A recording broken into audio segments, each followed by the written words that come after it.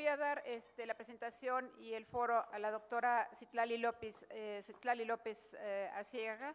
Ella elaboró su carrera de medicina general directamente en Guadalajara, en la Universidad de Guadalajara, y medicina interna en el Hospital Civil de Guadalajara. Actualmente está cursando el último año de la residencia de oncología médica, también ahí en el Hospital Civil de Guadalajara. Citlali nos va a presentar un caso también de la vida real, que son como se presentan exactamente, casos para tomar decisiones difíciles y un tanto más difícil cuando el tratamiento a veces no es el que uno quisiera que hubiese tenido de manera inicial. Va a platicarnos de un caso de cáncer de pulmón. Adelante, Citlali.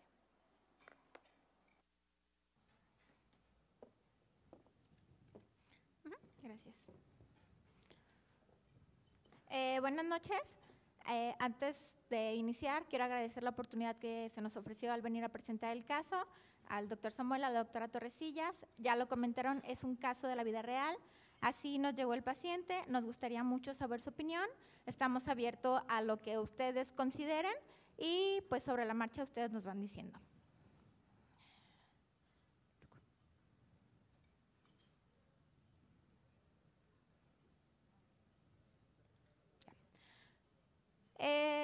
El caso es un poquito largo, voy a ponerlo pertinente. Se trata de un paciente masculino de 74 años, él tiene antecedente de exposición a humo de leña durante 20 años, el paciente tiene antecedente de tabaquismo, tiene un índice de paquetes años de 80, el tabaquismo refiere el que lo suspendió 10 años previos a iniciar con la patología actual. El paciente tiene un diagnóstico conocido de EPOC, el diagnóstico fue en 2012 y él se refiere bajo tratamiento con broncodilatadores betagonistas y esteroides inhalados. Lo demás no es relevante para el caso en este momento. El paciente se refiere que ya se conoce con disnea. El paciente inicia en enero de 2015 con disnea progresiva, ya se conoce con la disnea por el EPOC, pero esta disnea conocida se exacerba.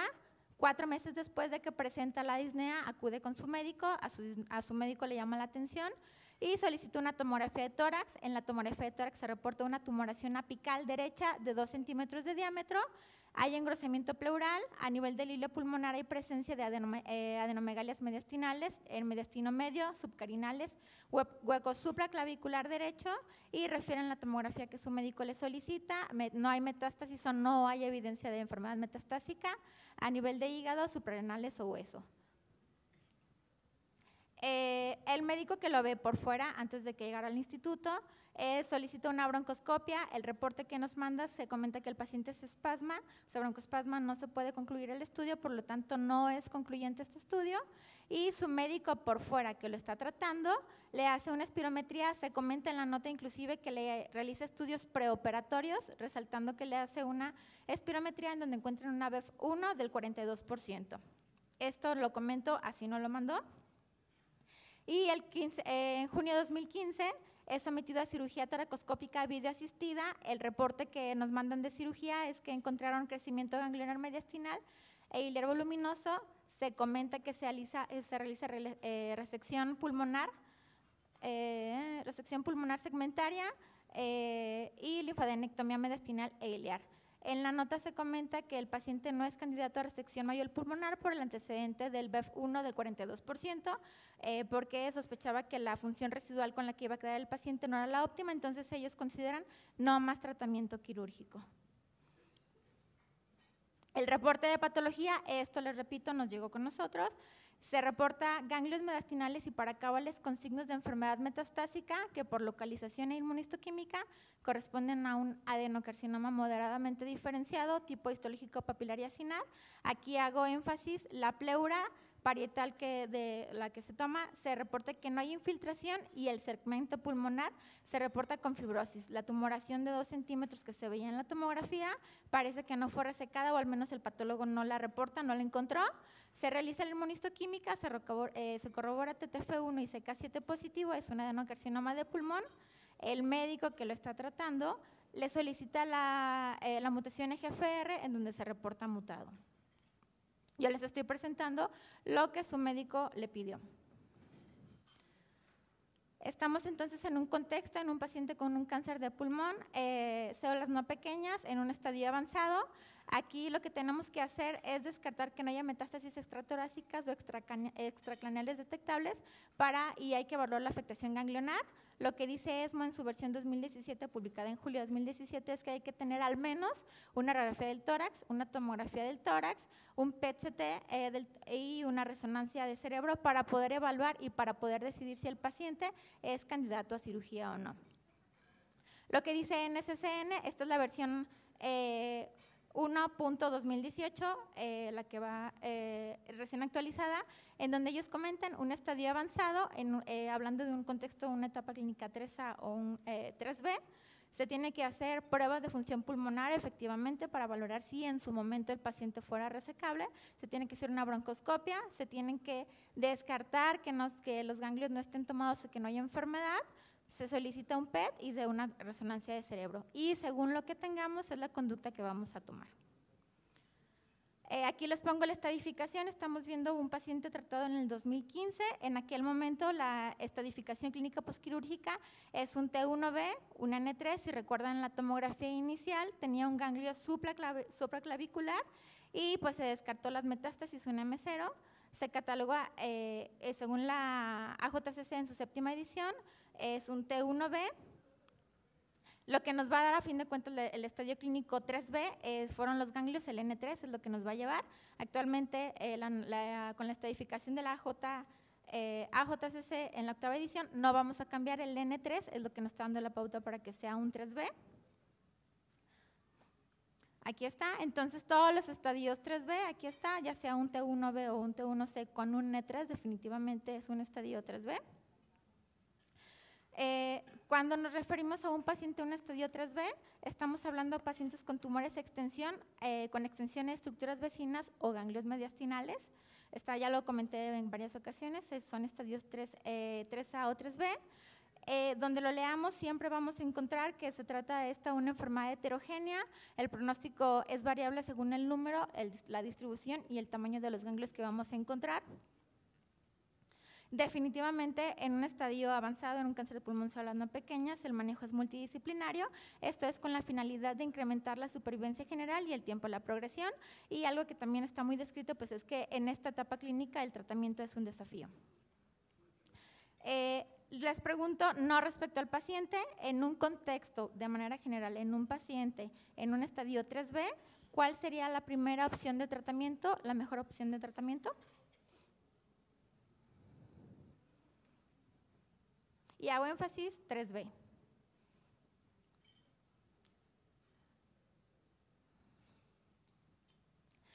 Con 4 votos se refiere la opción de tratamiento establecido, quimio-radioterapia definitiva. Muy bien.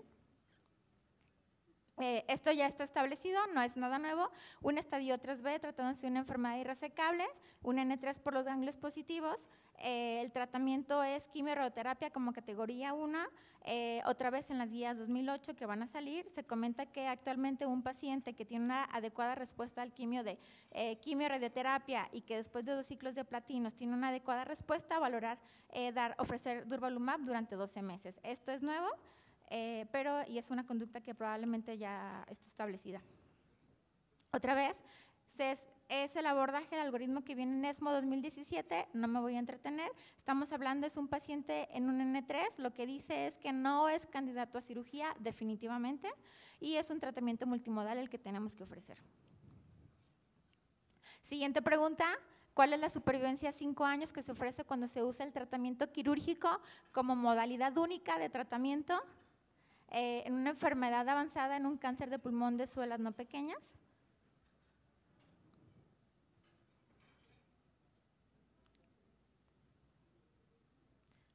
¿4 votos? 7 votos. La opción correcta es entre 7 y 16 años, entre 7 y 16% a 5 años.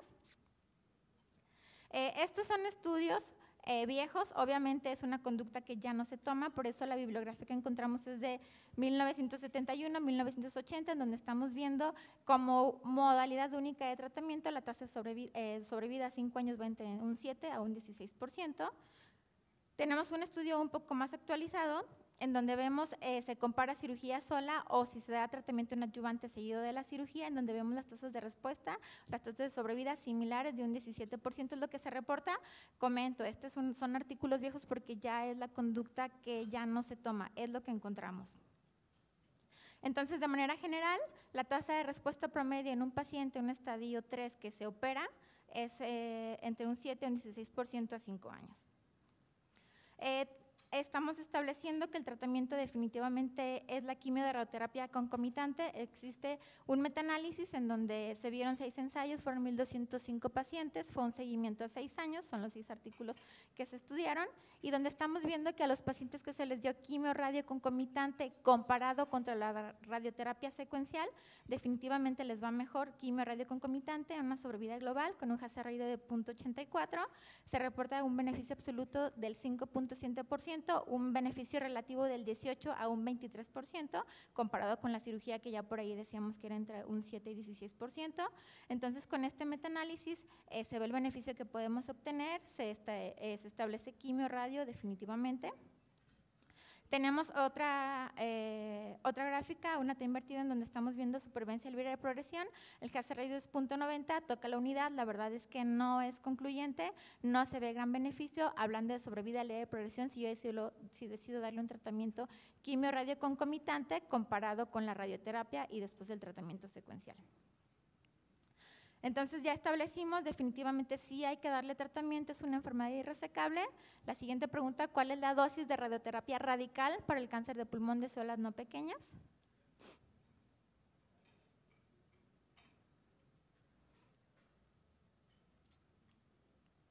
Ya se actualizó, la mayoría, y ya estamos votando más, qué gusto. Entonces, la dosis de radioterapia para un cáncer de pulmón de células no pequeñas como tratamiento radical es de 60 a 70 Grays, generalmente es de 60 a 64 lo que está establecido. En NCCN dice que se puede ir hasta 70. Si yo decido a mi paciente darle radioterapia y después preoperatoria para llevarlo a cirugía, entonces la dosis de radioterapia sería de 45 a 54 Grays, pero la dosis definitiva es de 60 a 70. Entonces, retomamos el caso del paciente. El paciente llega al Instituto Jalisciense de Cancerología, lo conocemos nosotros por primera vez en agosto de 2015. Él acude para continuar tratamiento, clínicamente está estable, refiere que presenta disnea de esfuerzo. El paciente tiene un ECOG de 2, trae una radiografía del tórax en donde se ve expansión pulmonar completa sin derrame pleural ni atelectasia. En el instituto se le pide una tomografía del tórax, el radiólogo comenta que hay presencia de engrosamiento pleural. Le pedimos en el instituto una resonancia de cráneo sin evidencia de enfermedad metastásica y se solicita un PET, pero este no se pudo realizar porque en el instituto el paciente tiene que costear el estudio y no se pudo hacer. En nuestro caso, estamos en el contexto de un paciente que es un N3, es irresecable, tenemos una FEP1 baja, el paciente ya se sometió o se hizo una resección pulmonar en donde no se trajo a la enfermedad. Sabemos que las funciones cardiopulmonares son relevantes para las decisiones del tratamiento multidisciplinario, ya quedamos que es un tratamiento multimodal.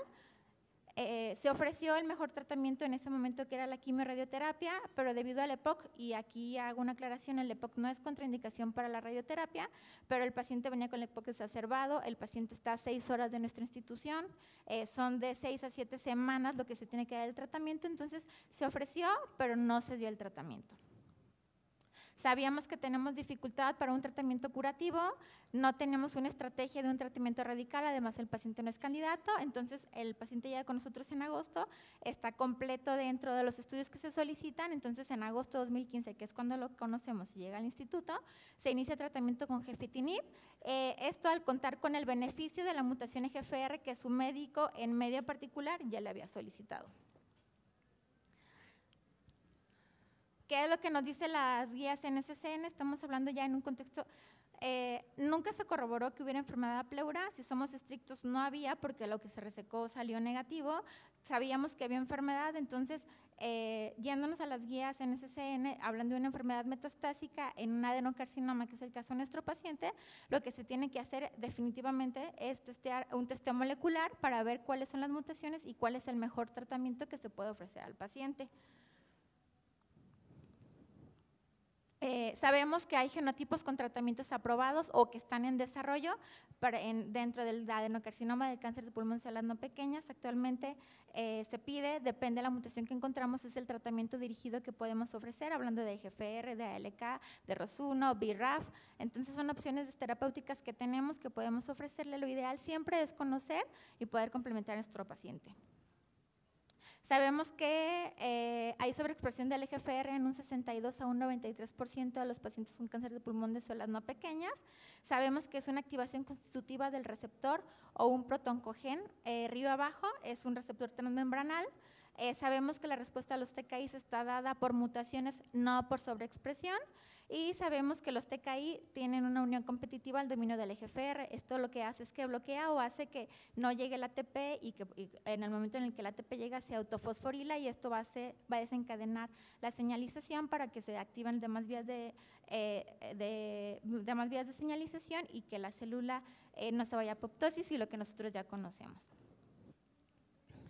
La siguiente pregunta que yo les haría es: ¿cuál es la frecuencia con la que se presenta la mutación EGFR? Esto es en latinoamericanos con cáncer de pulmón de células no pequeñas.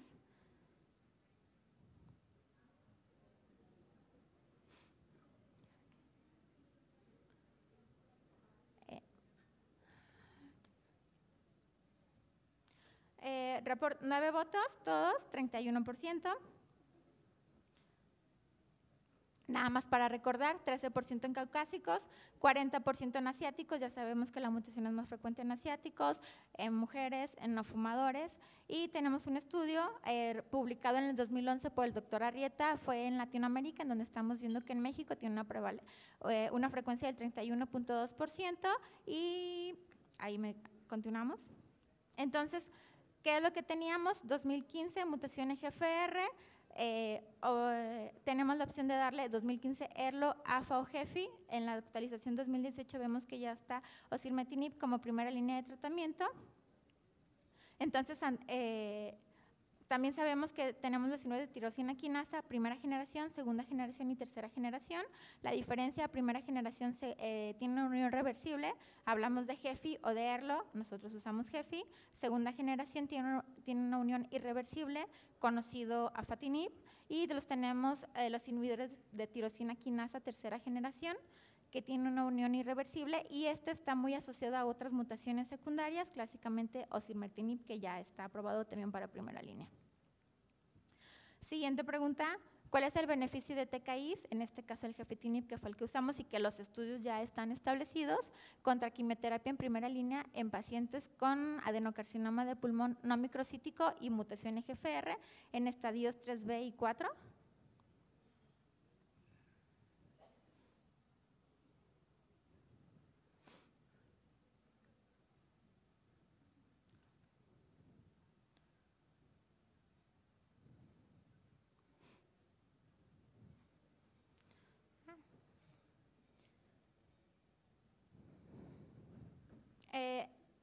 La mayoría contestó correctamente. El uso de TKIs en primera generación ofrece una sobrevida libre de progresión con disminución del riesgo en un 52%. Puse este estudio, el clásico, publicado en el 2009, el estudio IPAS. Es el estudio en donde se ve que a los pacientes que tienen la mutación EGFR es beneficioso. También se vio a los pacientes que no tienen la mutación darle un tratamiento con TKI sin mutación podría ser algo deleterio. Fue un estudio de no inferioridad, se comparó gefitinib contra carbopaclitaxel, la terapia estándar establecida. Aquí es importante, metieron ellos pacientes estadio 3B y estadio 4, el contexto de nuestro paciente fue un estadio 3B, en donde se ve que la sobrevida libre de progresión nos ofrece un hazard ratio de 0.48, lo que se traduce en un beneficio de un 52%, como ustedes lo dijeron. Se reporta una tasa de respuesta objetiva en pacientes con mutación, que tienen la mutación en un EGFR un 71%, comparado con un 43%. Tengo más estudios. El estudio IPAS, si recuerdan, fue en población asiática, pero tenemos más estudios que lo avalan. Tenemos el estudio WJTOG 3405, donde se dio primera línea de tratamiento. Otra vez usan pacientes en estadios 3B y 4, aquí el ECOG de 0 a 1, en donde se compara gefitinib contra cisplatino más docetaxel, y se ve que el sobrevida libre de progresión es de 9.2 contra 6.3 meses, un hazard ratio de 0.48, pronóstico igual al que se presenta en IPAS y una tasa de respuesta objetiva de un 62 contra un 32%. Tenemos el estudio Optimal, este fue un estudio en donde se usó erlotinib. Otra vez, primera línea, pacientes en un estadio 3B y 4. Aquí el ECOG fue aumentado, ECOG entre 0 y 2. Erlotinib contra gemcitabine más carboplatino. Aquí característicamente fueron pacientes seleccionados donde se conocía que tenía, además de ser EGFR mutados, tenían la mutación del exón 19 o la mutación puntual L858R del exón 21. La sobrevida libre de progresión fue de 13 meses contra 4.6 meses y la tasa de respuesta objetiva fue de un 83% comparado contra un 33%. Y por último, para no entretenerme tanto, también tenemos el estudio URTAC, otra vez erlotinib comparado con cisplatino más docetaxel, o podría ser cisplatino gemcitabine, y si el paciente tiene contraindicación para cisplatino se podría ofrecer carboplatino, en donde estamos viendo sobrevida libre de progresión de 9 contra 5 meses, tasa de respuesta objetiva 61 contra un 18% y una sobrevida global. La verdad es que no hubo beneficio, 19 contra 19, pero sabemos el beneficio de los TKI en los periodos libres de progresión y en la tasa de respuesta. Siguiente pregunta, ¿cuál es la mutación somática de EGFR más frecuentemente presentada en un cáncer de pulmón de células no pequeñas? Obviamente adenocarcinoma.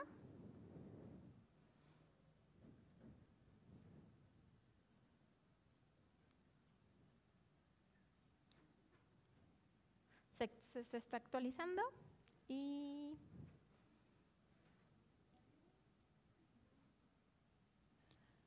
como la mayoría contestó, la mutación más frecuentemente presentada es la de lesión del exón 19. Si ustedes recuerdan, nuestro paciente tiene esa mutación. En el estudio del doctor Arrieta también se ve que es la mutación más frecuentemente presentada en los mexicanos. Puntualizamos un poquito las mutaciones EGFR más frecuentemente, es la de lesión del exón 19 en un 45 a un 50%, seguida de la mutación puntual L858R en un 35 a un 45%, y tenemos otras mutaciones menos frecuentes de 790M del exón 20 en menos del 5%, y la mutación G719A del exón 18 que también es menor al 5%. Entonces, otra vez, una enfermedad metastásica es un adenocarcinoma, vemos cuál es el testeo molecular, vemos si hay mutación, cuál es la terapia que podemos ofrecer. Y aquí no es mi paciente, no es el contexto del paciente, pero una pregunta que nos gustaría hacerles es, en el caso de que el paciente tuviera un rearreglo positivo para LK, ¿cuál es la primera opción de tratamiento que se va a ofrecer, hablando de los TKIs? Bueno, ya.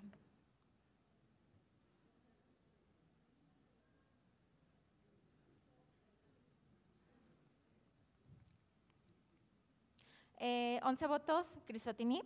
Por ahí alguien comentó dabrafenib, esa generalmente se usa cuando hay mutación de BRAF. Efectivamente, crizotinib. Aquí hablamos un poquito del rearreglo de ALK en pacientes de cáncer de pulmón de células no pequeñas. Por ahí en Nature 2007 se vio o se encontró la mutación. En el 2010, crizotinib se estudió en donde se vio que había tasa de respuesta en 47 de 82 pacientes que tenían la mutación ALK positivo, ofreció sobrevida libre de progresión de 6 meses en un 72% de los pacientes. En el 2011 la FDA lo aprueba. En el 2012 está el estudio Profile 1005, es un estudio fase 12 donde se ve que crizotinib tiene una sobrevida libre de progresión de 8.9 meses. Después tenemos el estudio Profile 1007, en donde este ya es un estudio fase 3, en donde se compara crizotinib contra quimioterapia. Esto es en segunda línea, en donde se ve que hay beneficio, y al final llegamos a Profile 1014, este es otro estudio fase 3, pero aquí lo que se estudia es crizotinib en primera línea de tratamiento. Entonces aquí está Profile 1007, criso contra pemetrexed o docetaxel, estamos hablando, era una segunda línea, el punto final era sobrevida libre de progresión en pacientes con cáncer de pulmón ALK positivo, en una enfermedad avanzada o metastásica. Estamos viendo sobrevida libre de progresión fue 7 contra 3 meses con un hazard ratio de 0.49, las tasas de respuesta fue 65% con criso, 20 contra quimioterapia, y algo muy interesante que nos ofrece el estudio es que se demuestra que los pacientes que tienen ALK positivo les va mejor si se les da tratamiento con pemetrexed, un periodo libre de progresión de 4.2 meses comparado con docetaxel que es 2.6 meses. Y la tasa de respuesta es 20 contra 12, hablando propiamente de pemetrexed y docetaxel. Y Y este otro estudio, ya lo había comentado, donde se busca crizotinib como primera línea de tratamiento. Crizo se compara contra pemetrexed más cisplatino o carboplatino con AUC de 5 a 6. Otra vez, punto final primario, sobrevida libre de progresión. La tasa de respuesta con crizo es del 74%, comparado contra un 45% con quimioterapia. Sobrevida libre de progresión 19 meses contra 7 meses y probabilidad de supervivencia un año es 84 contra 79%. Aquí estamos viendo las curvas, cómo se alcanzan a separar, curvas de Kaplan y Meyer, y vemos el beneficio. Entonces, con este artículo lo que se comenta es que crizo en primera línea es una terapéutica perfectamente aprobada. Retomamos el caso de mi paciente. Entonces iniciamos tratamiento con gefitinib. Después de 4 ciclos, esto es en febrero de 2016, se solicitó una tomografía de tórax, abdomen y pelvis, y esta se reporta como negativa. Si ustedes recuerdan, previamente solamente se reportaba que había un engrosamiento pleural, se da el tratamiento, la tumoración de 2 centímetros que se reportaba no se veía. Entonces iniciamos tratamiento con gefi, 4 ciclos, vemos que no hay lesión y se considera pues que el paciente tiene una respuesta completa. La siguiente pregunta que yo les podría hacer es, con la respuesta al tratamiento del paciente, ¿la radioterapia profiláctica en sistema nervioso central para cáncer de pulmón de células no pequeñas debe realizarse?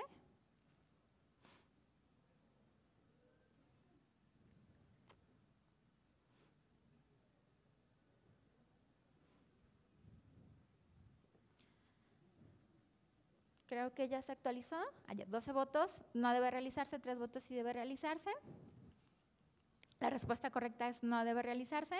Tenemos un artículo de 1999 publicado en New England, pero aquí hago énfasis, son pacientes con cáncer de pulmón de células pequeñas, en el cual la recomendación es que sí se debe de hacer, pero tenemos una revisión Cochrane en donde encontramos pacientes con cáncer de pulmón de células no pequeñas, en el cual donde se ve que la radioterapia profiláctica puede reducir la incidencia de metástasis cerebrales, pero no hay evidencia en sobrevida, en beneficio en sobrevida, en supervivencia.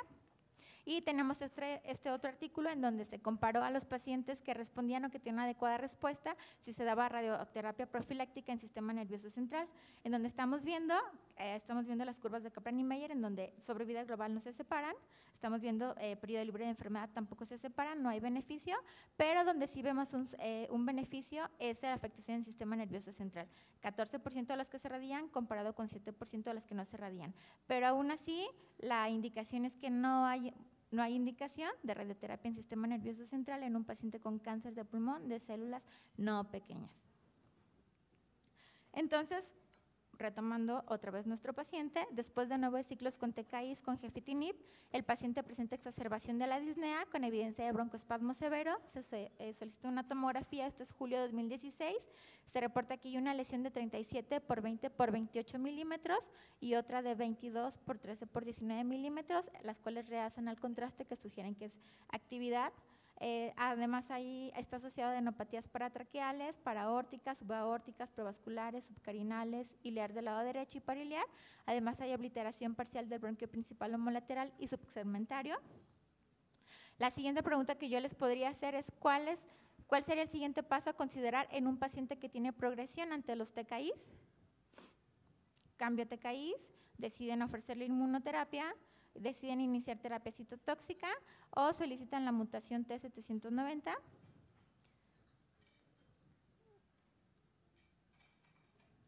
Y con 13 votos, la respuesta correcta es solicitar la mutación T790M del exón 20. Idealmente tiene que ser en tejido. Si no se puede realizar en tejido, está permitido que la mutación se solicite en plasma. ¿Qué es lo que nos dicen las guías? Tenemos un paciente con evidencia de progresión y la progresión siempre y cuando sea sintomática, tenemos que ver, en este caso es sintomática, vemos si la progresión es sistémica o es en cerebro y si son múltiples. Nuestro paciente ahí llevó el algoritmo, progresión con gefitinib, fue sintomática, fue sistémica, fueron múltiples, se solicita la mutación o lo que tienes que hacer es pedir la mutación T790M. La siguiente pregunta es, ¿cuál es la frecuencia con la que se presenta la mutación T700M en pacientes con cáncer de pulmón previamente tratados con un inhibidor de tirosina quinasa?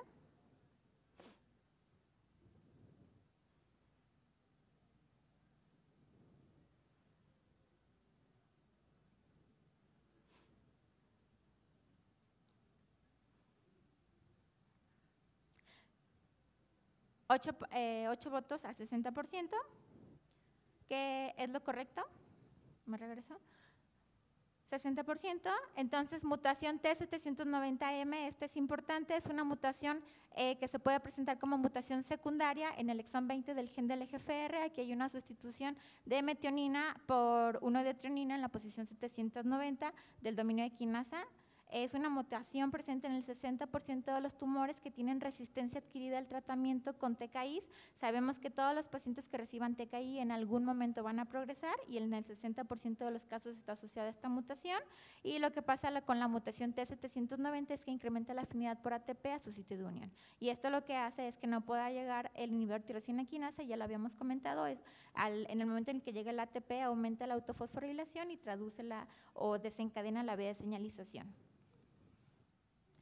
Tenemos otros mecanismos de resistencia conocidos a los inhibidores de TKI cuando no es la mutación T790M, como puede ser factores de transcripción epitelio-mesénquima, inserción o duplicación del exón 20, amplificaciones del oncogen MET, HER2, CRKL, sobreexpresión de AXL, mutaciones en KRAS, BRAF, transformación a células pequeñas. Muchas de estas son mutaciones inclusive que no están conocidas y también hay otros mecanismos que se están estudiando y que no están bien establecidos.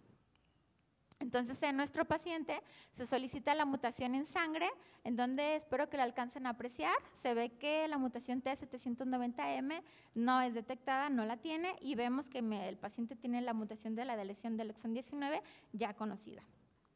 Entonces, estamos hablando en un paciente con un cáncer de pulmón EGFR mutado en tratamiento con gefetinib aplicados 10 ciclos, que tiene la mutación T790 y con evidencia de progresión. ¿Qué es lo que nos dice la guía? En el momento en que vemos que no tiene la mutación T790, entonces tiene que irse a terapia citotóxica como cualquier paciente. ¿Cuáles son las opciones de tratamiento que nos pueden ofrecer? Depende del contexto del paciente. Tenemos nivolumab, pembrolizumab, atezolizumab o terapia sistémica, docetaxel, pemetrexed, gemcitabine, ramucirumab, más docetaxel. Depende del contexto del paciente, depende del testeo molecular y también, ya lo decía la doctora, el contexto de lo que nosotros le podamos ofrecer, de la vida real, lo que tengamos, ¿no? Sabemos que no existe un esquema estándar en quimioterapia, sabemos que los platinos son la base del tratamiento, entonces en ese contexto se decide darle al paciente tratamiento con carbopemetrexed y después de 4 ciclos de carbopemetrexed se solicitó una tomografía para valorar respuesta. Esto es en octubre de 2016. Reportan únicamente una lesión focal espícula en el pulmón derecho, una lesión de 19 por 23 milímetros, una respuesta de un 35-40% por RECIST y lo consideramos que es una respuesta parcial. Si recuerdan, previamente tenía dos lesiones y además los ganglios tomados. Y la siguiente pregunta es, ¿cuál es el siguiente paso de acuerdo a la evolución del paciente? Se continúa tratamiento citotóxico hasta 6 ciclos y valoramos mantenimiento. Finalizo la terapia citotóxico e inicio vigilancia. Valoro una terapia citotóxica que ya está valorado o agrego un tercer fármaco, ¿por qué no?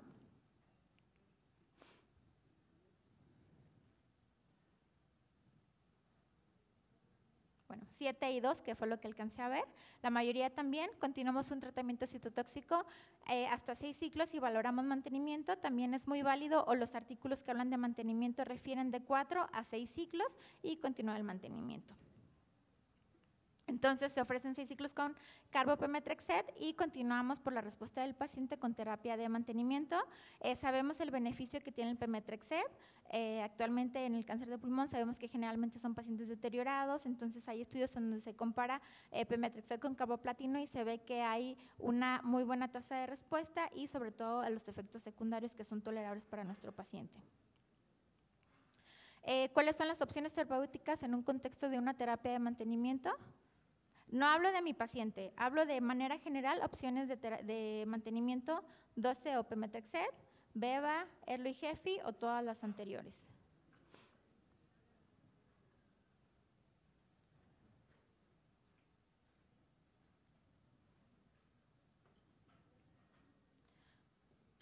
Ocho votos a favor de todas las anteriores.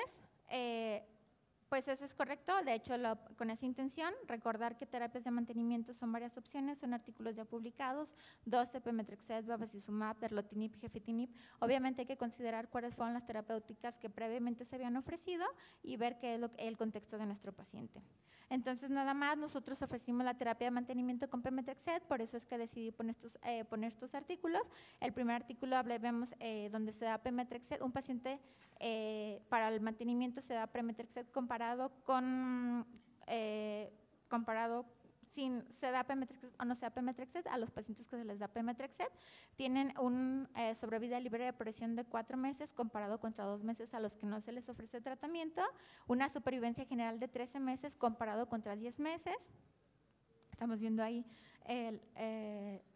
las curvas de Kaplan y Meyer, y tenemos también el estudio clásico, el estudio Paramount, en donde se ve donde se demuestra que pemetrexed tuvo una reducción del 22% en el riesgo de muerte, una sobrevida global de pemetrexed de 13 meses contra placebo a los pacientes que no se les ofrece 11 meses. Entonces, lo pongo porque fue el tratamiento que se ofreció a nuestro paciente, pero también les pongo los estudios para cáncer de pulmón células no pequeñas en terapias de mantenimiento, en donde estamos viendo las tasas de respuesta, periodos libres de enfermedad, beva, pemetrexed, erlotinib, cetuximab, bevacizumab, las combinaciones que se ofrecen. Estamos viendo sobrevida libre de progresión, pueden variar entre 6, cuando se da una terapia de mantenimiento, entre 6.2, 4.3, 4, el máximo que vemos por ahí es beva pemetrexed.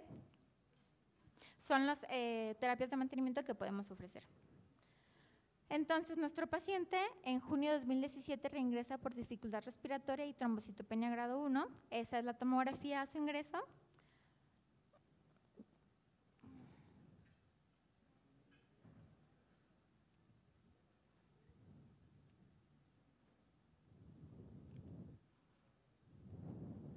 Esa es la ventana mediastinal, ¿no?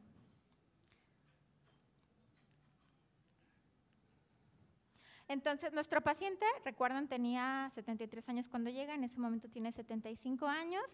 Otra vez, doctor, presentó disnea, vemos que el ECOG está al límite de 2. Entonces, en el contexto de un paciente con ECOG de 2, con evidencia de progresión de enfermedad, ¿cuál sería la siguiente estrategia terapéutica? Continúan tratamiento de mantenimiento con pemetrexed, se ofrece otra línea de tratamiento, ¿qué tal 75 años, mejores cuidados de soporte, o se agrega nuevamente un TKI?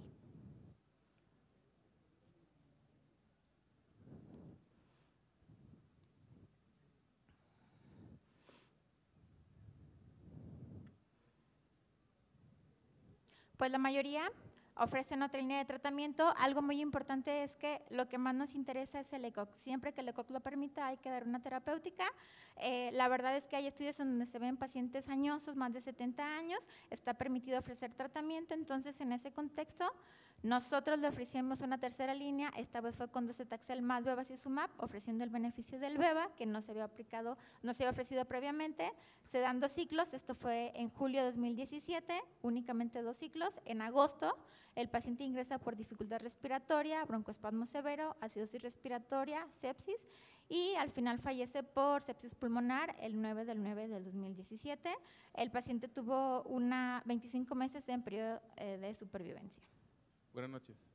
Hola. Gracias por su ponencia, excelente plática. Gracias. Teniendo en cuenta pues, que tenemos un paciente con una mutación activadora del EGFR, del exón 19, actualmente pues, las guías en NCCN marcan 3 fármacos con categoría 1 y un fármaco recientemente aprobado que es osimertinib con categoría 2A.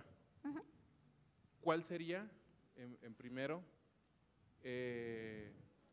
la pauta para elegir uno de otro? Ahora, en pacientes que sale una biopsia líquida negativa, nos quedaríamos con el resultado de la biopsia líquida negativa y posteriormente ofreceríamos una línea con platino pemetrexed, posteriormente si hay respuesta 4 a 6 ciclos dependiendo de la respuesta y luego el mantenimiento, o estaríamos obligados a hacer una biopsia de tejido para determinar la mutación.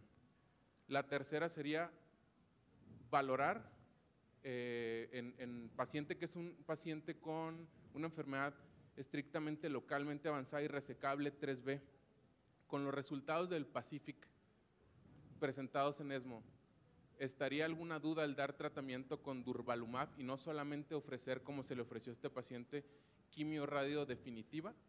Y si por la sensibilidad de las mutaciones al tener una del exón 19, con lo publicado en los estudios LuxLong, tendríamos una elección precisamente con el tratamiento con TKIs irreversibles, o la enfermedad con Delexón 19 tiene diferente pronóstico, o es similar el pronóstico a la L858R. Te respondo de una por una y si se me va alguna me la recuerdas. La primera pregunta, osimertinib, tenemos el estudio Flaura, creo que es tu primera pregunta, el estudio Flaura, ¿en dónde? La primera es de los 3 TKIs, o sea, afatinib, erlotinib, gefitinib, que son categoría 1. Ajá. ¿Cómo eligen ustedes en su centro el dar uno de otro cuando los 3 tienen la misma categoría? Te soy sincera, el que tengamos a disponibilidad. Lo que se hace es un instituto, es público, entonces el hospital compra el medicamento y una parte la paga el hospital, otra parte la paga el paciente. ¿Por qué se dio Gefi? Porque fue la opción que teníamos de tratamiento en ese momento. Te miento, a veces tenemos AFA, a veces tenemos Erlo, a veces tenemos Gefi, lo que tengamos, y que vamos a continuar la terapéutica del paciente, lo ofrecemos. ¿Esa era la pregunta o querías algo de osimertinib? Sí.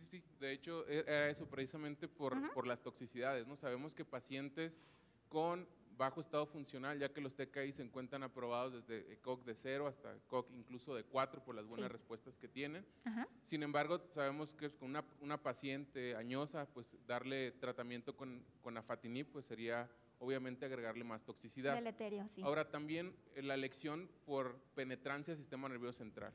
Sabemos que hay 2 fármacos, principalmente erlotinib, afatinib, que tienen penetración al sistema nervioso central, incluso osimertinib, que en los estudios incluyen pacientes con enfermedad estable con sistema nervioso central. Entonces quería saber si prácticamente pues elegían según las características clínicas para ofrecer uno u otro. Si tenemos la opción, sí.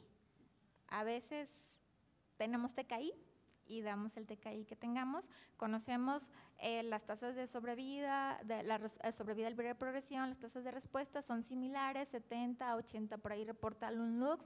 Entonces las ofrecemos porque, lo dijo la doctora, es lo que tenemos, ¿no?, de la vida real. Y osimertinib, el estudio Flaura 2000 publicado en diciembre, lo que compara es osimertinib contra TKI estándar, Erlo, contra Gefi, y se ve que sobrevida libre de progresión 18 contra osimertinib comparado contra 10 meses sobrevida libre de progresión. Si es el ideal, nos encantaría usarlo, la verdad es que no tenemos experiencia y esperemos pronto, ¿no? Claro. Siguiente pregunta, me dijiste la biopsia plasma comparada con la biopsia de tejido. Sí, o sea, aquí tenemos un paciente que tiene enfermedad, pero tenemos una biopsia líquida que es negativa. ¿Nos quedamos con el resultado de la biopsia líquida para posteriormente normar tratamiento, o tendríamos que tomar una biopsia de tejido, y de qué factor dependería de que la biopsia líquida diera una positividad mayor? Lo ideal es, si te sale negativa, siempre que se pueda es confirmarla en tejido. El paciente era epocoso, bueno, conocido con EPOC, entonces la verdad se nos dificultó, teníamos premura por iniciar tratamiento porque lo veíamos disneico progresando, entonces se tomó la biopsia, salió positivo y dimos el tratamiento, y la sensibilidad no es la ideal, hablando del estudio, hablando de biopsia líquida, biopsia en tejido, no es la misma sensibilidad, creo que la sensibilidad está por ahí del 80% cuando es en plasma, comparada cuando es en tejido va por el 90%, 91% si no me equivoco, siempre es mejor en tejido. No la pudimos hacer, te digo, porque el paciente estaba muy sintomático y queríamos iniciar un tratamiento, y si no me equivoco tienen que pedir una replicación de EGFR mayor a 200, lo que se comenta según el estudio.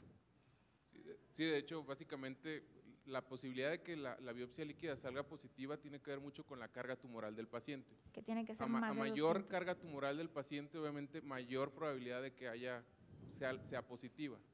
Entonces, pues básicamente, pues una vez de que se toma una biopsia líquida y es negativa y tenemos un tejido accesible, pues hay que tomar tejido tumoral. Claro. Aparte, si una biopsia líquida también es positiva, pero a la biopsia del tumor es negativa, también tendríamos que ver que hay T790 circulando. Obviamente, muy probablemente puede ser que el fragmento de biopsia que tomamos, pues no tenga este tipo de mutación, pero en otra parte sí lo tenga.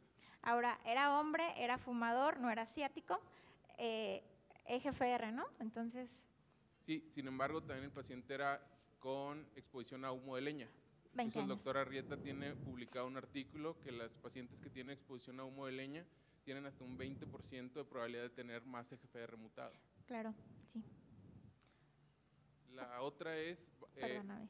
son de elección 19 es diferente la enfermedad a L858R, por lo que nos dicen los estudios Lux-Lung, comentan que muy probablemente, incluso hay un metaanálisis publicado por el doctor Lee, que comenta que podríamos seleccionar a los pacientes por tipo de elección.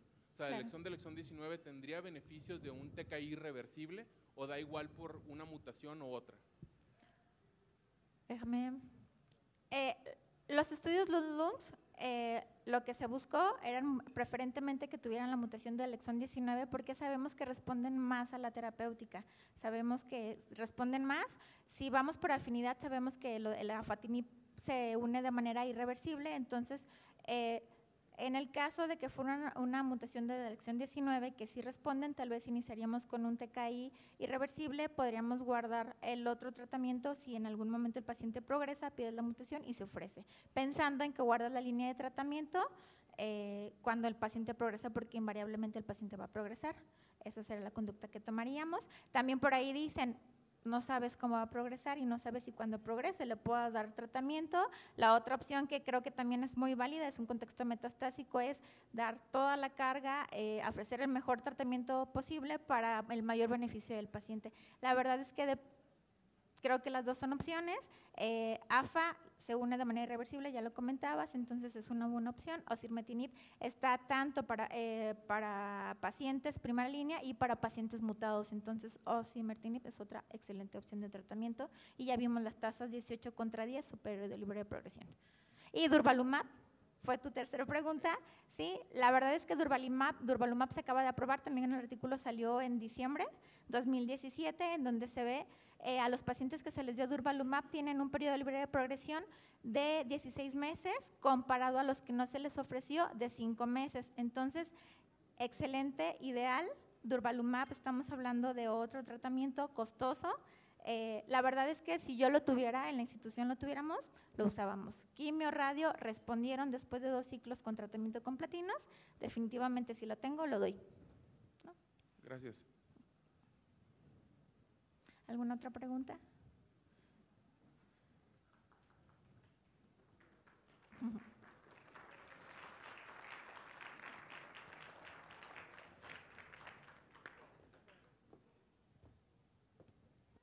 Solamente hacer mención a una pregunta que llegó en línea, en atención a las personas que están conectadas.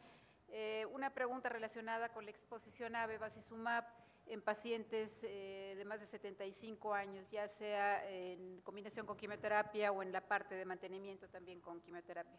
¿Qué opinión tienes tú respecto a esa situación, al uso de bevacizumab?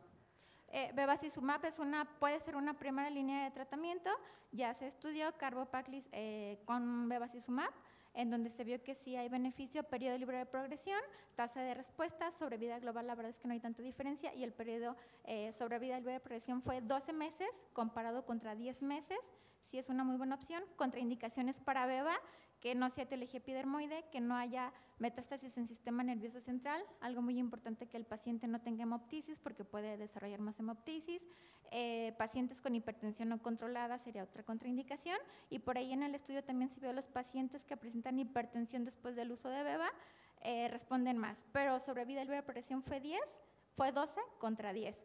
La ofrece, sabemos el uso de beva, tasas de respuesta de sobrevida global no hay gran beneficio, pero sí lo podemos hacer. De hecho, nosotros no lo dimos por el costo, pemetrexed, beva, carbo, no se pudo, se ofreció por eso ya en la tercera línea de tratamiento. Bien. Bien, y de hecho, bueno, la pregunta era concreta para mayores de 75 años, pero creo que parte de la información útil clínica ya la cubriste. Pues si no tienen alguna otra pregunta, algún otro comentario, creo que salieron detalles muy puntuales relacionados con la información más nueva que se ha generado en la parte de pulmón. Esperemos que así de filosos estén para el examen del consejo, porque realmente la información en pulmón es bastante compleja. Entonces, realmente sí es una de las alternativas ahorita el explorarlo a través de estudios clínicos y hacer esos ejercicios para tener la oportunidad de ver lo más nuevo. Muchas gracias, Citlali. Muchísimas gracias por las preguntas que establecieron. Felicidades porque te defendiste muy bien con tu caso, a pesar de que era un caso no ortodoxo en cuanto a su manejo inicial, una etapa 3 que de inicio debutaron con una cirugía que no debió de haberse hecho, pero creo que hiciste muy buen trabajo en el ejercicio clínico. Pues muchas gracias por tu presencia y perdón con esto. Y vamos a darle por favor la palabra al doctor para que nos dé sus últimos comentarios.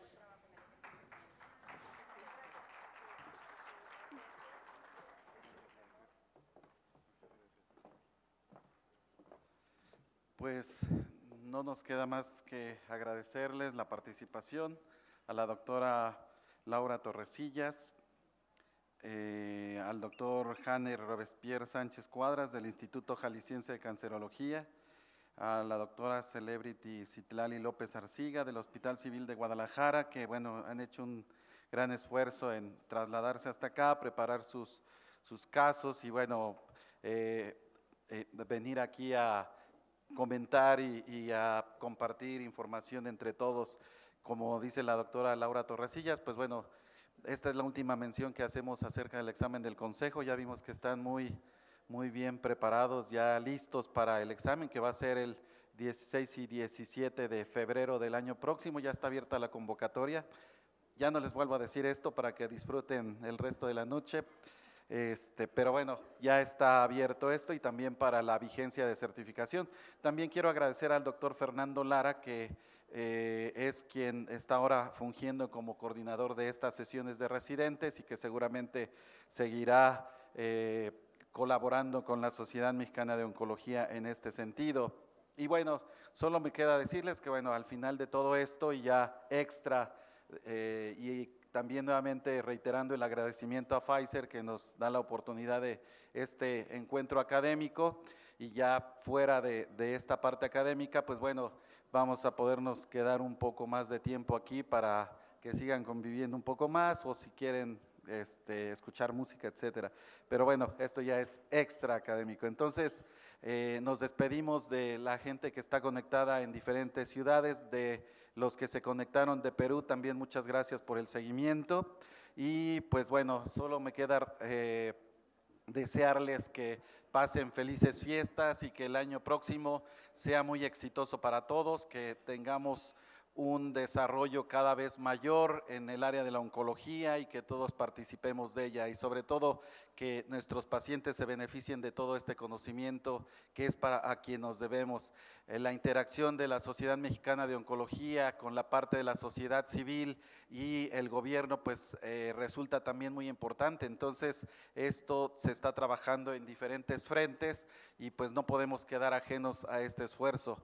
El año próximo también, como sabemos, es un año complejo, finalmente hay cambios políticos a los cuales, bueno, todos tenemos que participar y seguramente que los oncólogos somos de los profesionales más proactivos, entonces tenemos que seguir trabajando duro para este gran mal que es el cáncer. Muchas gracias a todos y bueno, seguimos en la convivencia en todo lo que resta del año y bueno, en el año siguiente. Muchas gracias y nos seguimos viendo. Hasta luego.